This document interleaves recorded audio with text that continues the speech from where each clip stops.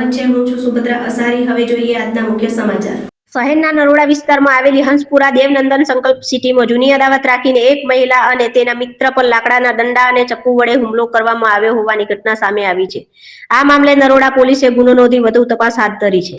નરોડા હંસપુરા ખાતે રહેતા સોનલ વિશાલભાઈ પ્રજાપતિ ઉંમર વર્ષ 32 ખાનગી ન્યૂઝ ચેનલમાં નોકરી કરે છે। તેમણે નોંધાવેલી ફરિયાદ મુજબ 14 ફેબ્રુઆરીના રોજ બપોરે જ્યારે સોનલબેન અને તેમની મિત્ર અંજનાબહેન ઠાકોર સાથે સોસાયટીમાં નીચે બેઠા હતા ત્યારે ત્યાં જીતેન્દ્રસિંહ રાઠોડ, જીતુ બારોટ, જાકીર શેખ સહિતના લોકો આવ્યા હતા।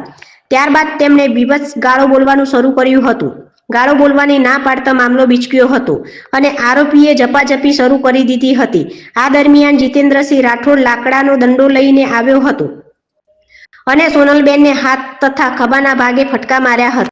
ત્યારબાદ જીતુ બારોટે લાકડી ઝૂંટવીને સોનલબેનના માથામાં ફટકો માર્યો હતો। જાકીર શેખ પણ લાકડી વડે માથાના ભાગે હુમલો કર્યો હતો। થોડીવાર પછી મોસમ વાઘેલા અને હર્ષ ચૌહાણે આવીને ફરી હુમલો કર્યો હતો, જેમાં અંજનાબહેને પણ ઈજાઓ પહોંચી હતી। અંતમાં જીતેન્દ્રસિંહ રાઠોડે ચપ્પુ બતાવીને જાનથી મારી નાખવાની ધમકી આપી ફરાર થઈ ગયા હતા। નરોડા પોલીસે આ મામલે જીતેન્દ્રસિંહ રાઠોડ, ભૂમિ રાઠોડ, જીતુ બારોટ, જાકીર શેખ, હર્ષ અને મોસમ વાઘેલા સામે બીએનએસની વિવિધ કલમ હેઠળ ગુનો નોંધ્યો છે। રિપોર્ટર ગોપાલભાઈ શર્મા, નરોડા, અમદાવાદ।